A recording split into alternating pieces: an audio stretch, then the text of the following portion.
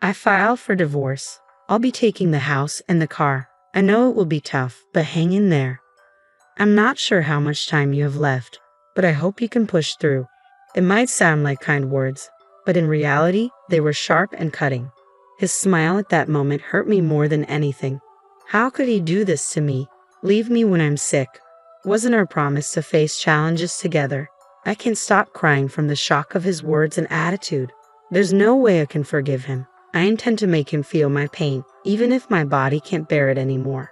This firm determination signals the start of my next step, a journey of revenge. My name is Anna. At 45, I've always been a dedicated housewife taking care of my family. I used to enjoy every day with my husband, Tom, just like old times. We met through a friend's introduction.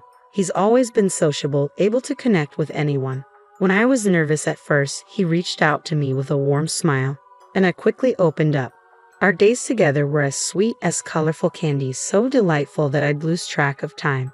I genuinely wanted to spend even more time with him, and maybe he felt the same, cherishing our moments together too. It's hard to believe now, but we loved each other deeply and promised to marry. Living with him felt like a dream. Every day sparkled, and I believe we always share smiles in the future. But as time went on, Tom began to change, likely due to the stress from his job. His salary isn't that high, he didn't pursue specialized qualifications in school, and lacks a strong academic background, which limited his job choices. I suggested trying a new job a few times, but he always responded reluctantly, "I'm good for now." While I'm working full-time and we don't have any financial issues, I worried about what would happen if we had a child or if I got sick and couldn't work. To alleviate this anxiety, I made a suggestion. "Tom, my company's short-staffed in administration. You don't need any special qualifications, just the basics. Interested?" One day, a friend from my company's HR told me about an opening in administration. I thought he might be interested and suggested it, believing it could be a good opportunity to improve his challenging job situation. But his reaction was cold. "Why are you making decisions about my job without asking me? I chose this place myself. Are you saying there's something wrong with it?" I was taken aback. I had simply made a suggestion out of concern for his future. "I'm sorry. I didn't mean to upset you with that sudden proposal. I just thought the conditions at your current job seemed tough, and maybe this company would be a better fit for you." But he didn't take it that way. "Just because you're my wife doesn't mean you can interfere in my career decisions as if you were a stranger. I have my own thoughts, you know." As he walked away, I murmured to myself. The word stranger resonated deeply. I am his wife, and we are a family, yet his words and attitude felt like they were meant for someone else. A crack was growing between us, widening rapidly. Tom had also been harsh with my family. My mother, a truly kind person, would regularly visit our home while I was away for work. She cleaned and cooked delightful meals, storing them in the refrigerator as her way of checking in on us. I was grateful for her kindness. I often invited my mother over for dinner, but lately, Tom seemed increasingly irritated by her presence. When he came home and saw her in the living room, he'd snap, "You're here again." Both my mother and I were taken aback by his remark. It made me question the state of our relationship and our future. How could we bridge the growing gap between us? My mother, with a gentle smile, said, "It's all right, Anna. If my presence makes you uncomfortable, I apologize. I'll leave earlier today."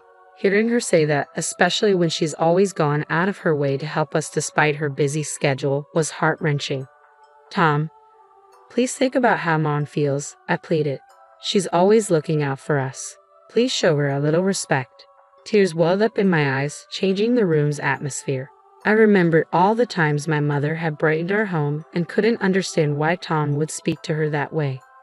When I come home after working hard every day, all I want is to relax. It's exhausting to have someone else around all the time in my own house. I tried to understand Tom's perspective, but I couldn't shake the appreciation I felt for my mother.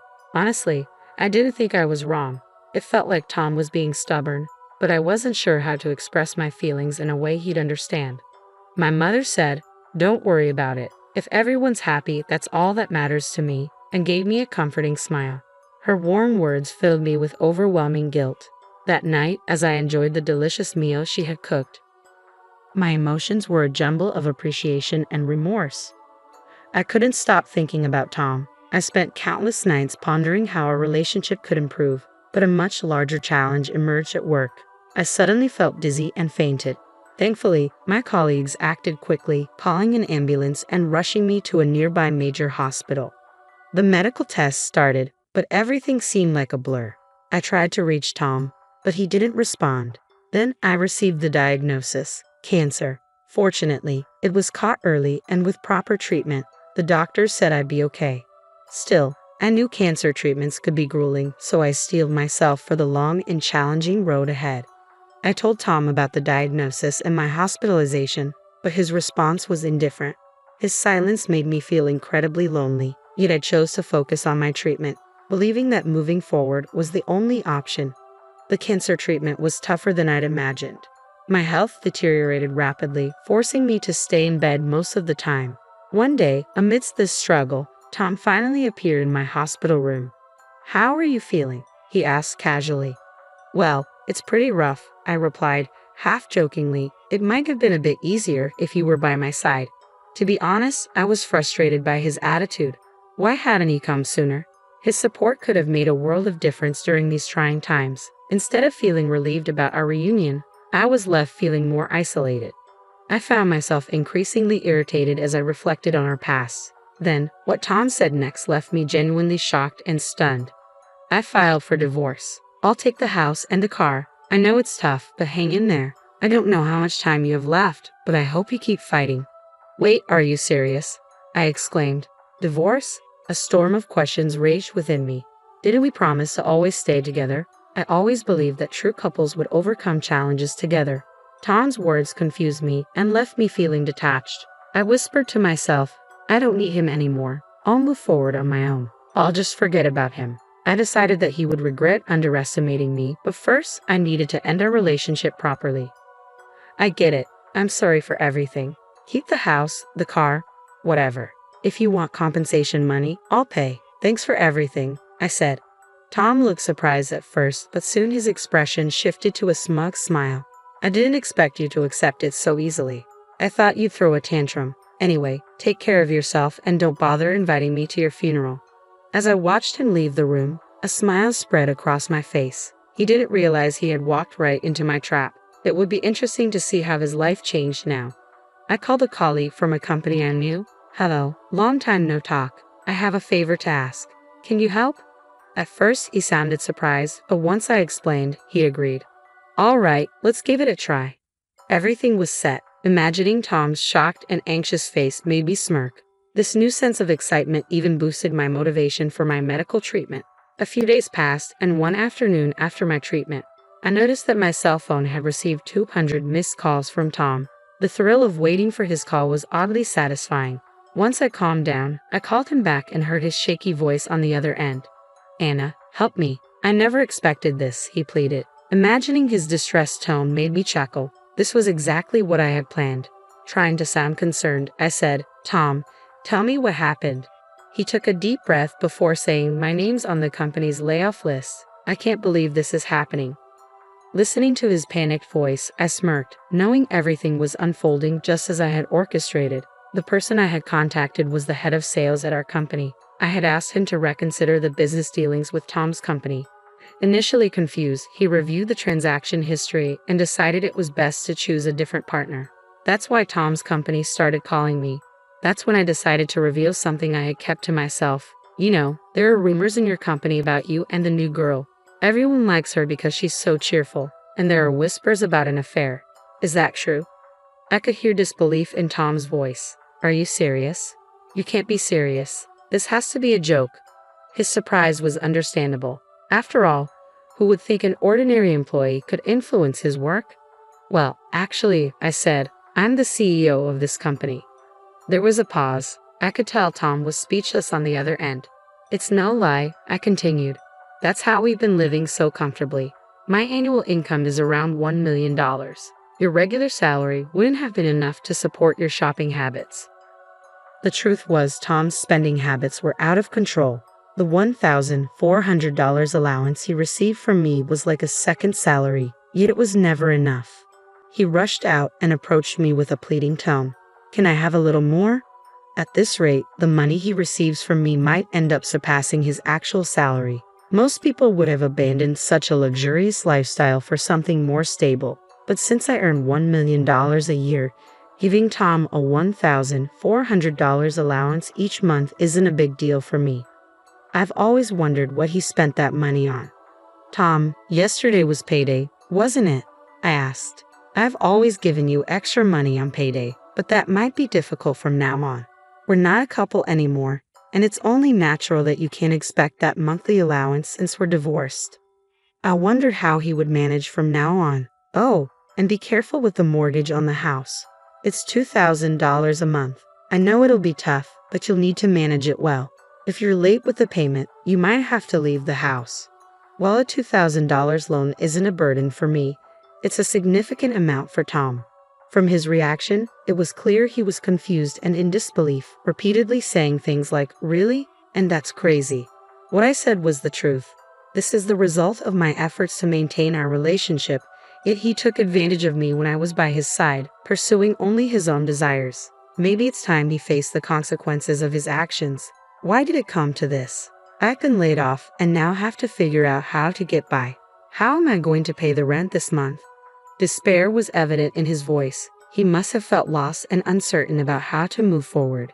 If I were in his position, I find it hard to imagine a brighter future. I understood that Tom's situation must be overwhelming and confusing, but it was a direct result of his past disrespectful behavior. If he had shown genuine care for me and my family, things wouldn't have turned out this way. This is the consequence of his choices. Had he truly respected us, he wouldn't be facing such troubles. Tom remained silent, perhaps at a loss for words. I felt a mix of pity and amusement. Was this it? Could I hang up now? Just then, he spoke in a panicked voice. "Wait, can we reconsider our relationship one more time? I know it sounds selfish, but I realize now how important you were to me." The idea of starting over with him made my heart race. After all the pain he caused me and how he abandoned me, the thought of going back felt daunting. He took a deep breath. "I know I've been reckless lately, and I'm really sorry I couldn't visit you in the hospital more often. But once you're better, let's go somewhere peaceful and have a relaxing time together. I want to see your smile again." His words felt nostalgic, reminiscent of what he said when he proposed. He promised a life filled with laughter and happiness. Back then, I was so swept up by his words that I jumped into the relationship without thinking.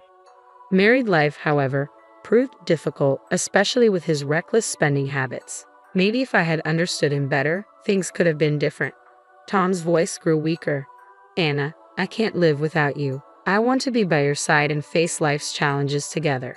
Can we start fresh, just one more time?" His voice was filled with sadness and a hint of desperation.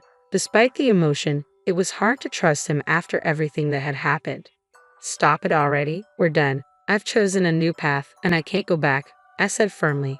There was a trace of sorrow in his voice, but I could sense he genuinely wanted me back. "Please let me say one last thing. I truly love you, Anna. If you ever change your mind, I'll be here." I could have been swayed by his words, but I had made a decision about my future and our relationship. I wouldn't be influenced by his sweet talk any longer. Enough. Words like that will change my mind. Think about it. Don't you have another girlfriend? Shouldn't you focus on her? I knew about Tom's new relationship from information provided by his boss. His declarations of love now seemed hollow. I realized he'd say anything convenient to get what he wanted. It was frustrating that he only reached out when he needed something and turned away when times got tough. We couldn't be together anymore. Spend quality time with her and forget about me. I won't be reaching out, but if you need to contact me, speak to my lawyer. Take care of yourself, Tom. His pleas seemed sincere, but letting him go would probably mean his life would become more difficult. That was his choice. I had my own life to move forward with. I wanted him to stand on his own 2 feet. I hung up and adjusted my settings to block any further contact from him. According to my lawyer, Tom repeatedly tried to reach me. My decision was firm, so the lawyer respected it and provided no details about me. Unexpectedly, my lawyer suggested pursuing damages. Initially, I hadn't considered it, but it seemed like a way to seek compensation. I knew Tom and his new partner weren't wealthy.